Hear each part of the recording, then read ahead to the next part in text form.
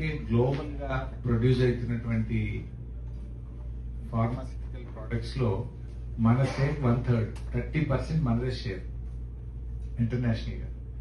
మనకు ఆ పొటెన్షియాలిటీ ఉంది మన హైదరాబాద్ కు. దాన్ని గమనించి కేసీఆర్ అప్పుడు ఈ 16,000 ఎకరాలు ల్యాండ్ ను మేము సేకరించి ఆల్రెడీ సెంట్రల్ గవర్నమెంట్ నుంచి ఎన్విరాన్మెంట్ క్లియరెన్స్ కూడా తెచ్చాం, ఈసీ కూడా వచ్చింది.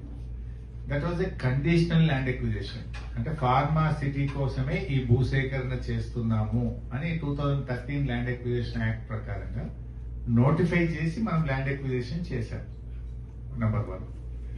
అండ్ ఫార్మా సిటీ పేరు మీదనే environment clearance ministry of environment Delhi నుంచి తీసుకొచ్చినాం.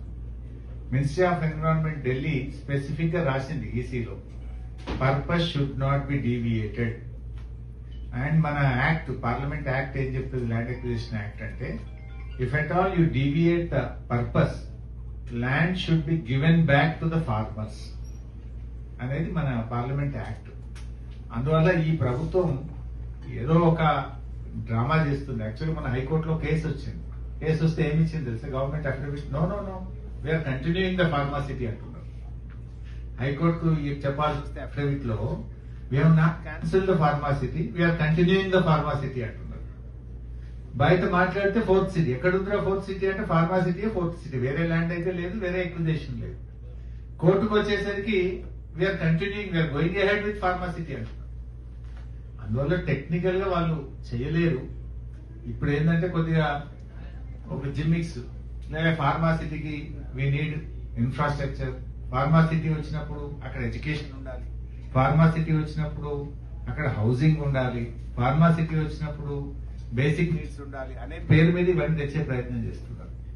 కానీ అది 75 ఉండి ఇది 25 ఉండాలి. కానీ వీళ్ళు 25 ఫార్మా పెట్టి 75 దీన్ని తీసుకొస్తామని ఒక రియల్ ఎస్టేట్ వ్యాపారం చేద్దామని ఆలోచన చేస్తా ఉన్నారు. రేపు బీఆర్ఎస్ వచ్చిన తర్వాత వీళ్ళ ఫ్యూచర్ సిటీ గీచర్ సిటీ అన్ని రద్దు చేస్తాం, అక్కడ యాజ్ ఇట్ ఈస్ ఫార్మాసిటీని రిస్టోర్ చేస్తాం.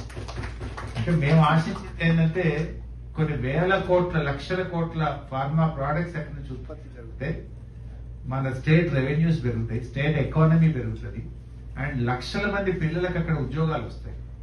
అన్ఎంప్లాయ్మెంట్ ఇష్యూని కూడా మనం సార్ట్అవుట్ చేసుకోవచ్చు. అటు ఎంప్లాయ్మెంట్, అటు స్టేట్ ఎకానమీ రెండు కూడా మనం దృష్టిలో పెట్టుకొని ఇండస్ట్రీ మన దగ్గర నుంచి వేరే రాష్ట్రాలకు వెళ్ళొద్దు. ఇప్పుడు ఏమైంది, like Gujarat, Andhra Pradesh, they are trying to attract the pharma industry. మనోలే పోయి